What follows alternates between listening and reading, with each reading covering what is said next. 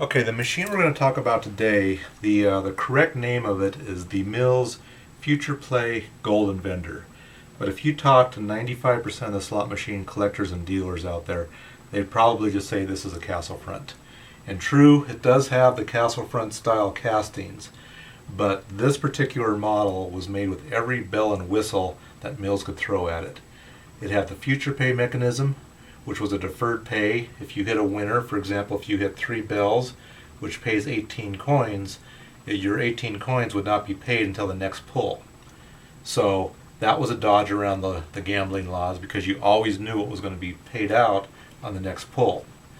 The next thing it had was the skill stop mechanism. Hence, they tried to claim this was a game of skill because the players could stop the reels before the machine decided to stop the reels, and supposedly made it a game of skill. The next thing they did was they put a vendor on it. So every time you played the machine, if you wanted, you could get a pack of mints. So it was a vending machine, another dodge around the law. And the final thing they put on this machine was the gold award. It had a special jackpot where if you hit 3 gold award symbols, this gold colored coin would be spit out, and then you could take it to the owner of the bar or wherever the machine was being played at and get paid 20 nickels, which was $1. So this machine actually had 4 special features associated with it. It had the future pay, the skill stops, the gold award, and the mint vendor. This machine started production around 1936. They said it was introduced at the World's Fair in 1936, but people that I've talked to who are more knowledgeable about this machine than I am said it only ran for a couple months in production. So these machines are pretty scarce. I've only seen a couple of them in 20 plus years of collecting. So the Castle Front in general is a very common machine. Mills made thousands of them, maybe even tens of thousands. You see them everywhere. You see them at auctions all the time. You see them at shows. But this particular model, the Future Pay Golden Vendor, is by far the scarcest Castle Front style Mills out there. So this is a very desirable machine to have in your collection versus the more common blue Castle Fronts. So here's a close-up of the reels with the skill stop mechanism, or with the skill stop buttons. Let's go ahead and try and see if we can hit a winner.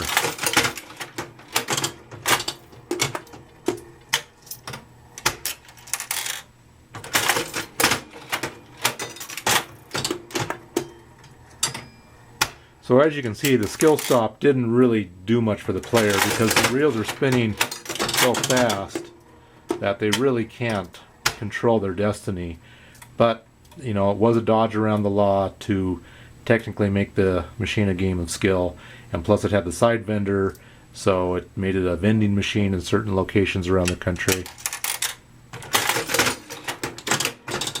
Okay, so here's the mechanism on the Mills Future Play Golden Vendor. And this is the mechanism that has all the features associated. It's got the skill stops, the future pay, the gold award, and the side vendor. So I'll show you how each one of these features is connected on the mechanism. First of all, these guys here are the skill stops. So when the button on the front casting pushes this in, it releases this brake right here, which stops the reels from spinning. So this part of the mechanism here is for the skill stops, and obviously there's 3 of them, 1 for each reel. The next thing I want to point out is the mechanism for the gold award. This lever right here, at the end of each cycle, goes forward. These payout discs have a notch in them which correspond to a gold award. So when 3 gold awards line up, this mechanism, or this lever here, moves farther forward by about a ½ inch or 3/4 of an inch. And that is connected to this push bar here, which then pushes a lever inside the case, which will then dispense a gold award token. This part of the mechanism right here is what trips the mint vendor for the side vendor, which dispenses mints. So every time you play it, this mechanism goes down and trips the mint vendor. The future pay is actuated by these vertical fingers, and these vertical fingers are taller than most vertical fingers on Mills machines, and these connect to the back bonnet, which has the future pay dial, and depending on which one of these fingers advances will dictate what number is shown in it. And I'll go ahead and show you that bonnet in a few minutes. The other thing which is interesting on this machine, which you don't see very often on Mills machines, is a play counter, and that's right down there. And every time the machine is played, that advances by 1. And the counter on this machine is currently 43,073. So theoretically, this machine has been played 43,000 times. The deferred pay is operated by having a trap door in the case, which holds all of the coins when a payout occurs. Then when you cycle the machine, there's a lever connected to the clock, which is indirectly connected to the operating fork, which goes forward and releases that trap door. And we'll go ahead and show you the trap door on the case. But right there is the lever that moves the trap door. And that's pretty much all the special features that are on this machine. But as you can see, it's pretty much loaded with them. Of the cabinet. The trap door that I was referring to is right here. So when the machine pays out several coins, they just fall right there. On the next cycle of the machine, this lever will get pushed, which will release the trap door and cause the coins to fall into the cup, the payout cup. And then right here is the lever that gets pushed by the future pay advance bar, and when that goes forward, 1 gold award gets dispensed.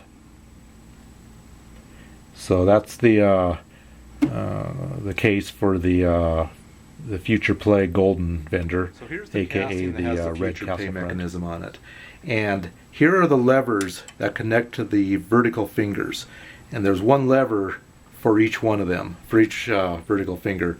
So the one that is closest to you corresponds to the jackpot. So if you hit 3 bars, that slide pops open and it says 65 coins.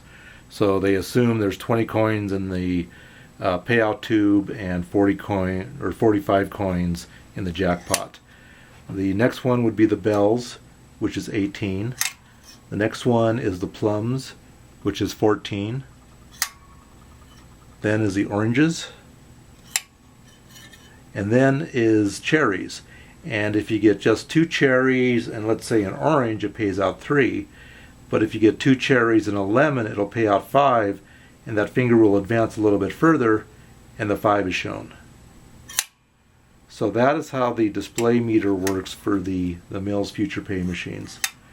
Very simple, but very ingenious. And I'll go ahead and zoom in on the window a little bit. So there's when the jackpot gets hit at 65. There's 14 for 3 plums.